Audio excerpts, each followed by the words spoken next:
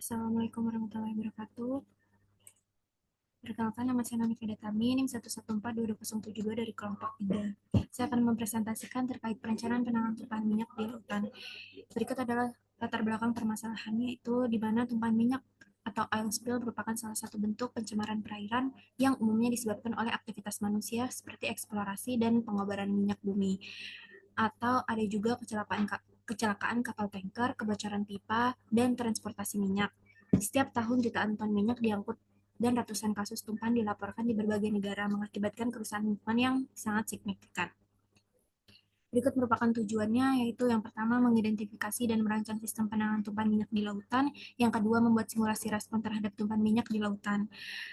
Ruang lingkup kami berdasarkan keputusan Menteri Energi dan Sumber Daya Mineral nomor 300K 38 MEM 2024 terdapat ketentuan mengenai pelaporan tumpahan minyak berdasarkan volume. Yang pertama, tumpahan minyak dengan volume lebih dari 1 barrel Kepala teknik wajib melaporkan kepada Kepala Inspeksi. Yang kedua, tumpahan minyak dengan volume lebih dari 15 barrel, laporan tertulis harus disampaikan kepada Kepala Inspeksi. Paling lambat 2 kali 24 jam setelah kejadian. Selanjutnya ada sumber kegiatan tumpahan. Yang pertama ada operasi kapal tanker. Yang kedua ada terminal bongkar muat tengah laut. Yang ketiga ada scrapping kapal. Lalu ada karakterisasi lingkungan terdampak, yaitu ada fisik, biologi, dan kimia, di mana contohnya fisik ini yaitu permukaan air yang mengkilap atau berwarna gelap karena lapisan minyak yang mengapung. Kalau secara biologis, kita bisa melihat yaitu kematian biota laut akibat paparan bahan kimia dalam minyak. Secara kimia, yaitu turunnya kualitas air akibat penurunan DO, sementara konsentrasi senyawa berbahaya seperti hidrokarbon meningkat. Lalu ada akumulasi racun sehingga organisme laut menyerap senyawa beracun dari minyak. Berikut adalah regulasi dan standar pengolahannya. Pertama, regulasi terkait langkah penanggulangan pencemaran tumpahan minyak tercantum dalam Peraturan Pemerintah Nomor 22 Tahun 2021 dalam pasal 412. Lalu ada standar pengelolaan, yaitu konvensi Marpol, yaitu International Convention for the Prevention of Pollution from Ship. Lalu selanjutnya ada respon penanganan minyak. Yang pertama ada source control, di mana kita mengontrol sumber tumpahan minyak menggunakan skala prioritas.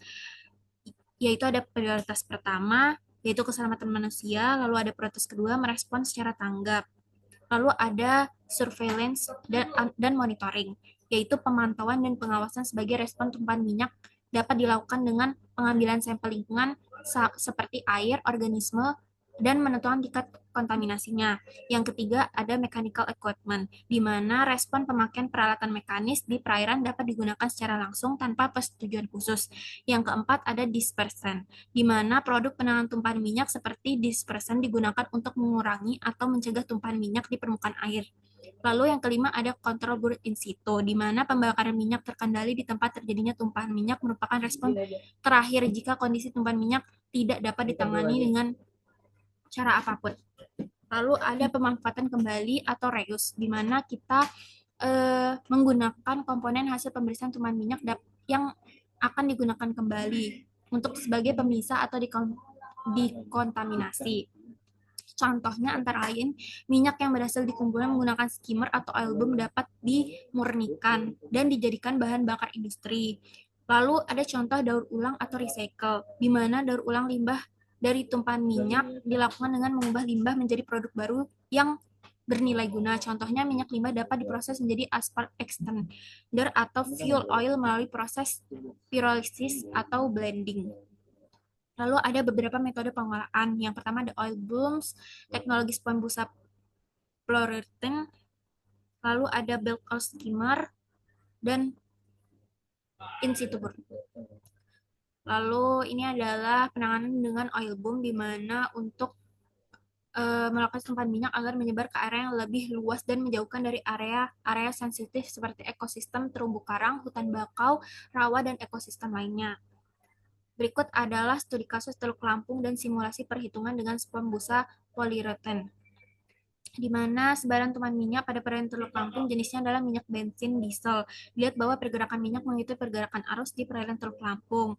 Di sini adalah ada simulasi perhitungannya, di mana volume minyak itu yaitu luas area kali tebal lapisan minyak yang dihasilkan 175.000 meter kubik. Lalu dikonversi ke liter menjadi 175 juta liter. Massa minyak itu volume dikali densitas, di mana hasilnya 148.750 juta kilogram. Nah, misal ada satu potong spon beratnya 100 gram. Itu kita asumsikan menjadi 0,1 kilogram, di mana kemampuan serapnya itu 50 kali dari beratnya sendiri. Jadi, bisa disimpulkan bahwa 0,1 kilogram itu dikali 50, maka 5 kilogram minyak per spon. Jadi, jumlah sponnya itu 2 kilogram per spon itu eh, bisa kita dapatkan 2.975.000 spon busa poliuretan dibulatkan menjadi 2.975.000 spon busa yang diperlukan untuk menyerap seluruh minyak dari tumpahan di Teluk Lampung. Nah, semakin tinggi kapasitas serat spon, semakin sedikit jumlah spon yang kita butuhkan. Maka kebutuhan spon bisa ditekan hingga hanya 3 juta kilogram. Lalu selanjutnya, pemantauan, kita bisa memantau tumpahan minyak dilakukan dengan metode gravimetrik, terus ada gas chromatographic method, ada aircraft, terus metode radar. Selanjutnya, berikut adalah studi kasus tumpahan minyak yang terjadi di Montara pada tanggal 21 Agustus 2009. Tumpahan minyak ini terjadi akibat ada ledakan di kilang minyak di bawah kepemilikan Petroleum Authority of Thailand Exploration and Production Australia SIA. Nah, selama kebocoran berlangsung, dilakukan pembersihan besar-besaran di permukaan laut menggunakan oil bloom dan skimmer untuk membatasi penyebaran minyak dan mengangkat minyak dari permukaan air. Selain itu, penggunaan oil dispersion juga diterapkan dengan sangat hati-hati untuk mempercepat proses pelapukan minyak dan memperbesar dispersi alami minyak di laut. Nah, berikut adalah kesimpulan dan saran, di mana kesimpulannya penanganan tumpahan minyak di lautan harus dirancang secara sistematis dan terintegrasi. Langkah penanganan mencakup kontrol sumber tumpahan, pemantauan lokasi, penggunaan peralatan mekanis seperti oil bloom atau skimmer, atau bisa juga menggunakan dispersan kimiawi dan alternatif ramah lingkungan seperti biodegradasi menggunakan bakteri Bacillus subtilis yang mampu memecah hidrokarbon minyak dengan efisien. Lalu ada studi kasus seperti tumpahan minyak di Montara, di Teluk Lampung.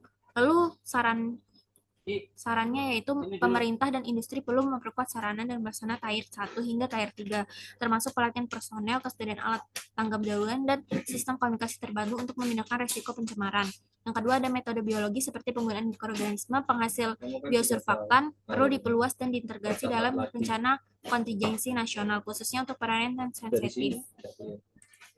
Berikut adalah daftar pusaka yang akan digunakan. Terima kasih. Mohon maaf apabila ada kekurangan dan kesalahan. Saya mohon maaf. Assalamualaikum warahmatullahi wabarakatuh.